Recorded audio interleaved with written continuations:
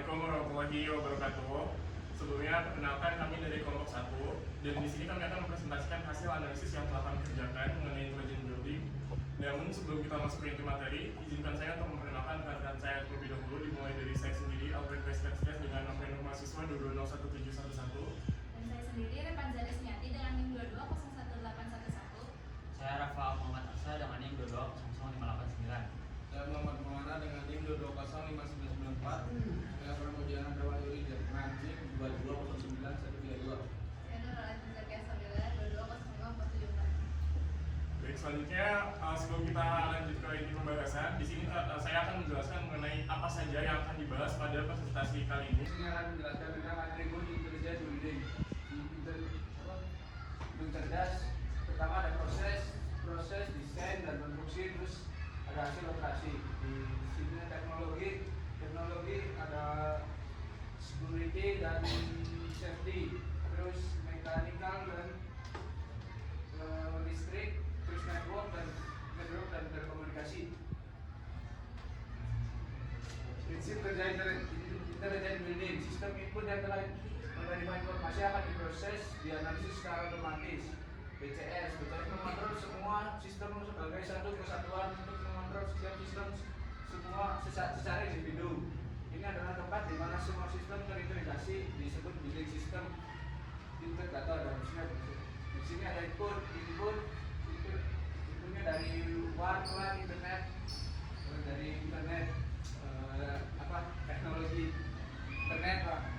Terus ada dari inputnya dari manual, dari sensor, terus dikontrol melalui BCS menggunakan outputnya ada kinetik dan statik. Ya. Baik, selanjutnya di sini saya akan menjelaskan terlebih dahulu mengenai bahasan apa saja yang nantinya akan kita bahas pada presentasi kali ini. Seperti yang dapat dilihat, di sini kami akan menjelaskan nantinya adalah definisi, konsep, arsitektur, prinsip kerja, konsep intelligent building, intelligent architecture, sampai pada akhirnya yang di the three black box of digital transformation success. Dan untuk mengefektifkan waktu, di sini saya akan menjelaskan terlebih dahulu mengenai definisi dari intelligent building itu sendiri. Seperti yang dapat dibaca di depan, intelligent building adalah sebuah bangunan yang mengintegrasikan teknologi dan proses untuk menciptakan fasilitas yang lebih aman, lebih nyaman, dan lebih produktif bagi penghuninya, dan serta lebih efisien secara operasional. Teknologi canggih yang digunakan dalam sebuah desain, konstruksi, dan operasi yang nantinya akan memberikan lingkungan dalam ruangan yang superior guna untuk meningkatkan kenyamanan dan produktivitas penghuni sembari mengurangi konsumsi energi dan staf operasional. Kemudian bangunan pintar itu juga dilengkapi dengan infrastruktur telekomunikasi yang kuat yang memungkinkan penggunaan sumber daya yang lebih efisien dan meningkatkan kenyamanan serta keamanan penghuninya. Setelah dapat dilihat di sini, untuk kriteria intelligent building itu sendiri terdapat beberapa bagian yang dimana ada building management system atau BMS dan ada building automation system atau BAS, ada sensor, smart material, intelligence skills, passive design, dan renewable research. Dan untuk selanjutnya akan dijelaskan oleh rekan saya. Ini akan menjelaskan tentang atribut intelligent building. Cerdas, pertama ada proses desain dan konstruksi, terus ada hasil operasi. Di sini teknologi ada security dan safety, terus mechanical dan listrik, terus network dan berkomunikasi. Prinsip kerja intelligent building, sistem input yang telah menerima informasi akan diproses, dianalisis secara otomatis. BCS mengontrol semua sistem sebagai satu kesatuan untuk mengontrol setiap sistem semua secara individu. Ini adalah tempat di mana semua sistem terintegrasi, disebut building system integrator dan di sini ada inputnya dari luar internet, teknologi internet Pak. Terus ada dari inputnya dari manual, dari sensor, terus dikontrol melalui BCS menggunakan outputnya ada kinetik dan statik. Ya. Baik, selanjutnya saya akan menjelaskan sistem output yang bereaksi terhadap sistem input dalam bentuk respon. Respon di sini itu ialah respon internal yang mencakup semua reaksi dan tanggapan internal. dari respon internal tersebut adalah struktur cerdas yang dapat bereaksi terhadap beban angin dengan mengubah tegangannya secara internal. Selanjutnya respon eksternal adalah hasil dari respon internal yang dibentuk sesuai dengan informasi yang diproses. Hal ini dapat terbagi menjadi dua bagian, yaitu statis dan juga kinetik. Respon eksternal statis itu dapat berupa perubahan suhu, visual, audio, atau cahaya. Lalu yang kedua, respon kinetik, contohnya ketika sebuah sistem memutuskan untuk membuka atau menutup pintu, pertimbangan waktu yang membuat respon terjadi dalam waktu yang diperlukan. Kemampuan untuk belajar dari pengalaman sangat penting untuk diterapkan di dalam sebuah kasus kebakaran, dan pemeliharaan. Seperti contoh, dalam suatu ruangan dirancang untuk 15 orang dengan suhu yang diatur pada sistem 75 derajat. Jika di dalam ruangan tersebut ada 20 orang, maka sistem mengatur ulang suhu menjadi 65 derajat. Pengguna kemudian mengatur suhu pada 55 derajat, jadi sistem harus belajar dari peristiwa tersebut dan menjaga suhu sesuai dengan pengalaman sebelumnya. Oke, selanjutnya saya akan menjelaskan tentang konsep intelligent building. Yang pertama ada intelligent building system, yang dimana kita mengadakan atau berupaya memberi akses batas kepada setiap pengguna agar lebih secure gitu atas keselamatan di dalam gedung itu. Juga biasanya di dalam gedung menggunakan alat biometrik atau sistem sidik jari untuk masuk ke area gedung agar lebih terdata di dalam sistem gedung ini. Selanjutnya ada safety dan surveillance. Ini safety itu mengutamakan dengan keselamatan, juga berkesinambungan dengan security atau keamanan agar berkurangnya ketergantungan terhadap ketenaga kerjaan, juga pemantauan kontrol akses dan deteksi asap nantinya kalau misalnya terjadi kebakaran. Juga ada alarm penyusup yang akan digunakan di gedung tersebut. Selanjutnya ada sensor. Sensor itu pengumpulan data informasi internal maupun eksternal dari sistem secara real time, seperti pengumpulan data tentang weather atau sensor secure, safety, dan pemantauan sistemnya. Yang selanjutnya ada fire detection atau alarm kebakaran. Berawal dari sistem alarm kebakaran tersebut biasanya menggunakan sensor dari asap atau suhu di ruangan atau dari suara ya. Selanjutnya ada digital control. Biasanya menggunakan PLC, pengontrolan sistem atau jaringan, dan unit thermal. Dan terakhir ada telecommunication system. Biasanya menggunakan penggunaan email dan internet, lalu satellite communication dan audio vision. Oke, selanjutnya ada sistem manajemen gedung. Yang pertama, sistem hemat energi, yaitu menyeimbangkan sistem pencahayaan, sistem listrik, pencahayaan alami, dan sistem mekanisme bangunan untuk manfaat yang maksimal. Yang kedua ada sistem pencahayaan. Menambahkan cahaya alami ke dalam bangunan adalah salah satu cara untuk mencapai desain yang efisien energi, dan dengan berkurangnya kebutuhan akan cahaya listrik, banyak uang dapat dihemat untuk kebutuhan energi. Nah, di sana ada building management,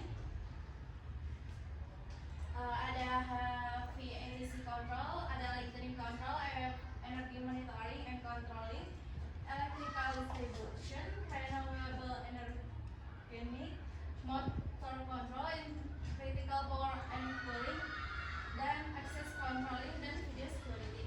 Nah, di sebelah sini ada otak yang mencakup fire, security, access, energy, lightning, lift, communication,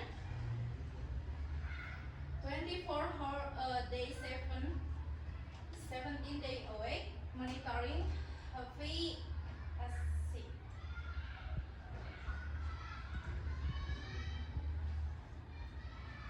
Nah, yang selanjutnya ada intelligent architecture and structure. Nah, intelligent arsitektur cerdas mengacu pada bentuk bangunan yang sistemnya integrasi dan mampu mengantisipasi maupun respons fenomena baik internal maupun eksternal yang mempengaruhi kinerja bangunan dan penghuninya. Arsitektur cerdas berkaitan dengan tiga bidang,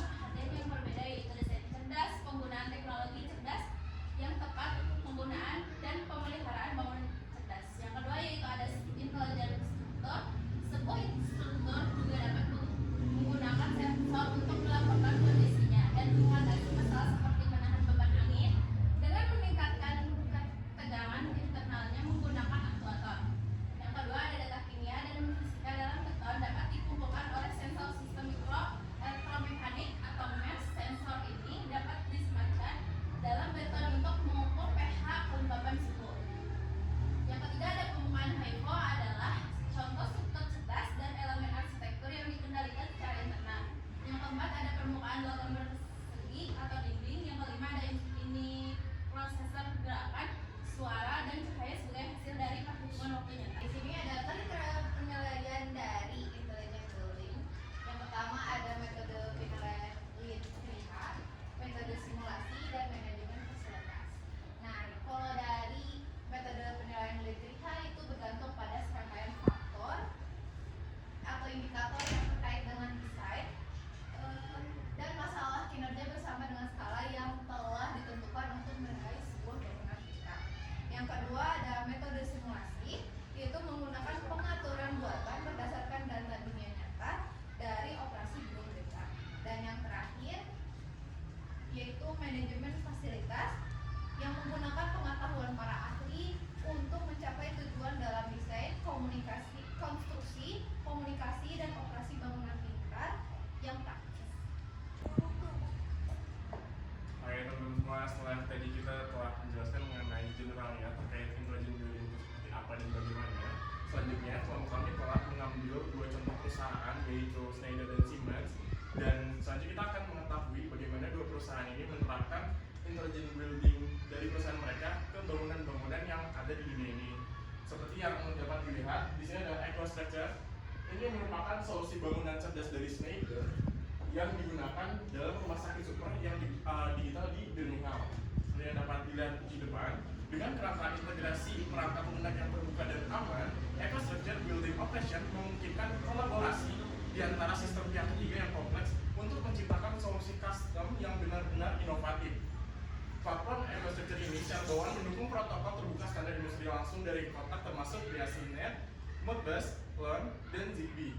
Ini juga mencakup sertifikasi BTL di seluruh komponen perangkat keras dan perangkat lunak Smart Edge System itu sendiri, dan mengintegrasikan produk terhubung menggunakan protokol standar industri yang dapat membantu gedung yang siap untuk masa depan dan memastikan ekspansi teknologi baru akan lebih mudah diadopsi dan diterapkan pada kemudian hari. Nah, selanjutnya, untuk struktur yang ditawarkan oleh Schneider itu sendiri dapat dilihat di depan. Ini merupakan building infrastruktur dari Schneider yang merupakan bagian dari infrastruktur arsitektur terbuka plug and play yang berkemampuan IoT yang berani menawarkan inovasi di setiap levelnya, produk yang terhubung, control edge, serta aplikasi analitik dan layanan. EcoStruxure menghadirkan solusi menyeluruh dalam 6 domain ahlian daya TI, bangunan, mesin, pabrik, jaringan untuk 4 pasar akhir, yaitu bangunan, pusat data, industri, dan infrastruktur. EcoStruxure juga mendorong transformasi digital bagi klien Schneider itu sendiri untuk dapat bersaing dalam ekonomi digital pada saat ini. Nah, dapat dilihat untuk EcoStruxure Schneider itu sendiri merupakan perangkat lunak manajemen gedung generasi berikutnya, yang dimana ini merupakan inti kendali tepi dari sistem EcoStruxure Building. Hal ini memungkinkan perusahaan memfasilitasi pertukaran data dan analisis yang aman dari Schneider Electric itu sendiri, dan sistem energi serta pencahayaan HVAC, keselamatan kebakaran, keamanan, dan manajemen kerja pihak ketiga lainnya sambil memanfaatkan digitalisasi dan data yang besar. Lalu perangkat lunak baru Schneider ini dapat berkolaborasi dengan mudah dengan sistem bangunan dari Schneider Electric dan penyedia lainnya, sehingga pengguna nantinya dapat memanfaatkan data untuk menciptakan aplikasi inovatif. Dan selain itu, pengguna juga mendapatkan pengalaman yang benar-benar mobile, yaitu di mana akses membangun data kapan saja, di mana saja, di laptop, tablet, maupun ponsel kalian. Dan visibilitas ke kampus besar dari gedung global 10 kali lebih besar daripada sebelumnya, serta fitur penghemat waktu dan tenaga kerja untuk meningkatkan efisiensi teknik sehingga 30%.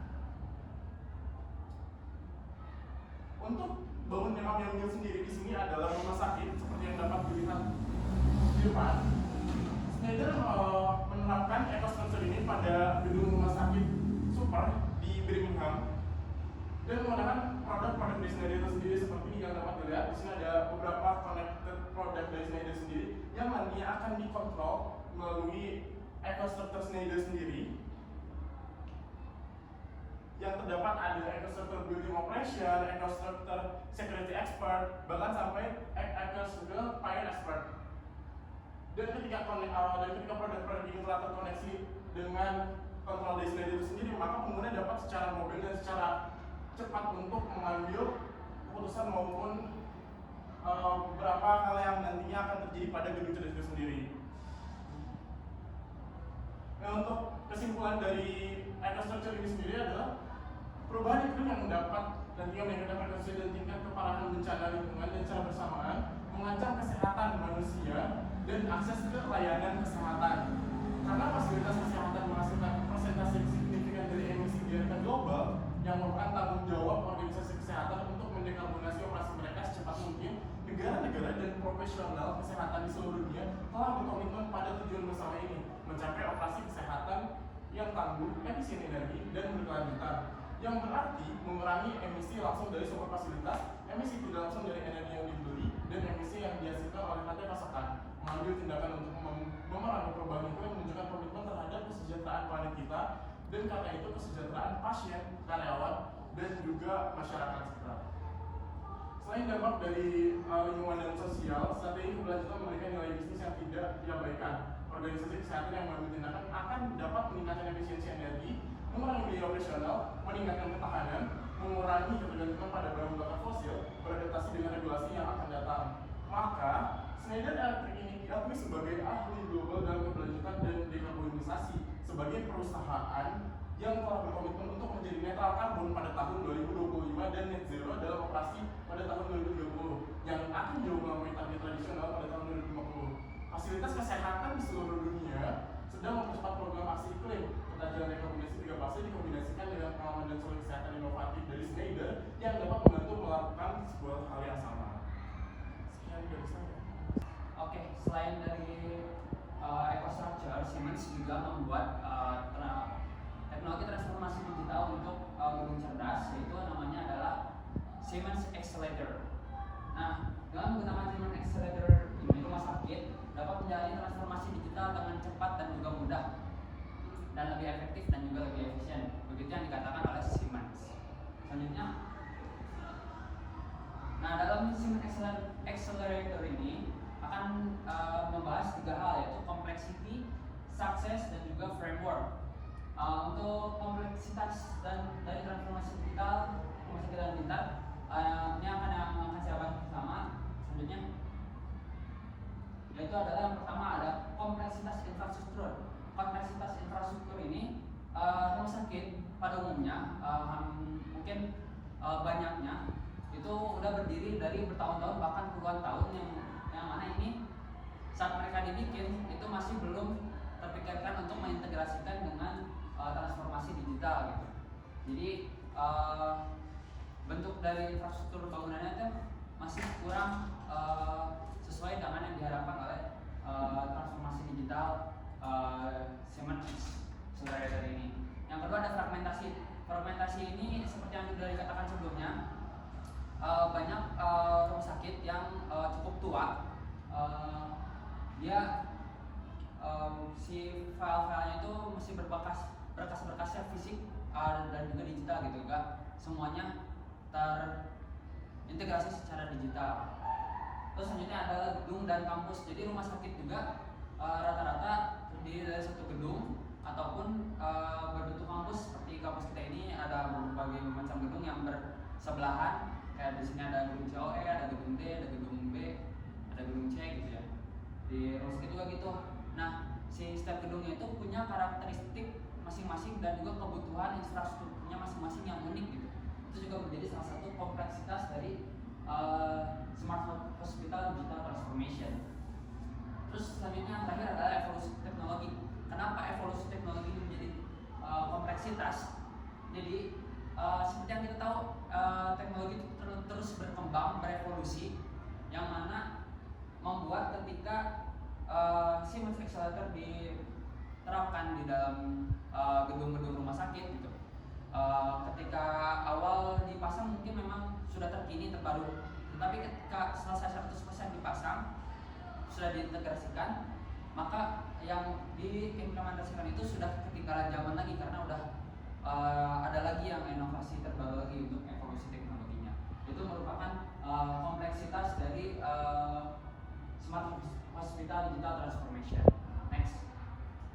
Selanjutnya ada 3 pendorong utama yang membuat si transformasi digital ini berjalan dengan lancar atau sukses gitu ya. Yang pertama ada memahami kompleksitas si tim transformasi digital ini perlu memahami kompleksitas yang sebelumnya saya jelaskan. Jadi bagaimana si tim transformasi digital ini merancang solusi, menentukan apa yang harus dilakukan gitu. Jadi memahami kompleksitas operasional ini diperlukan untuk keberhasilan dari digital transformation. Terus selanjutnya adalah proses yang kuat dan tangkas. Proses yang kuat dan tangkas ini juga diperlukan untuk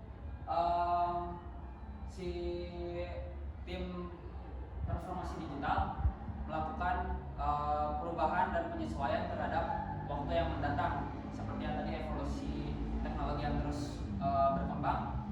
Si tim dari digital transformation ini harus melakukan proses yang kuat dan tangkas.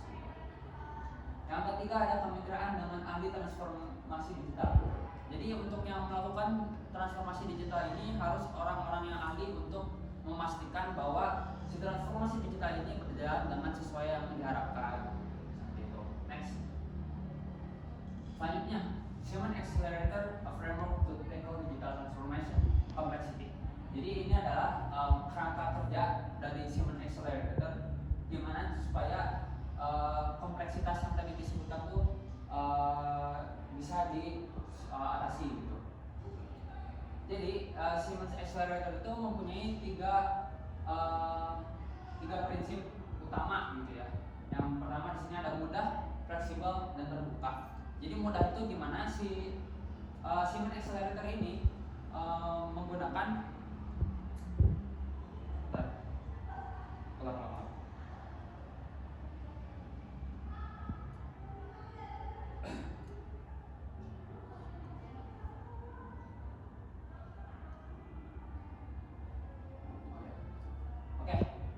selanjutnya ada Siemens Accelerator Framework to Tackle Digital Transformation Complexity. Nah, jadi gimana sih Siemens ini mempunyai kerangka kerja untuk mengatasi kompleksitas yang sebelumnya dan juga mendukung si yang sebelum-sebelumnya itu. Nah, yang pertama di sini adalah mudah, fleksibel, dan terbuka. Ini adalah tiga prinsip utama yang digunakan oleh Siemens Accelerator. Yang pertama mudah. Nah, mudah ini tuh si Siemens Accelerator itu umum. Jadi datanya itu umum dan mudah untuk digunakan gitu. Yang kedua fleksibel. Jadi fleksibel ini Siemens Accelerator ini dirancang bagaimana supaya dia bisa terintegrasi dengan mudah saat ini maupun masa depan gitu. Terus selanjutnya terbuka. Jadi Siemens Accelerator ini juga terbuka untuk berbagai platform gitu. Jadi untuk pihak ketiga kayak third party application itu bisa terintegrasi dengan mudah dengan Siemens Accelerator. Jadi kalau misalnya ada rumah sakit yang menggunakan alat-alat dari produk-produk lain gitu, itu masih bisa terintegrasi dengan mudah dengan Siemens Accelerator. Terus selanjutnya di sini ada manfaat utama. Untuk manfaatnya ini peningkatan produktivitas.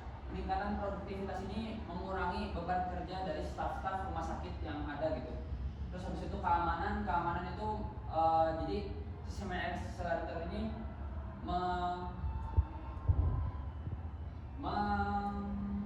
membuat si gedungnya ini aman dari insiden-insiden seperti kebakaran, kebanjiran, dan lain-lain gitu. Terus habisnya keberlanjutan.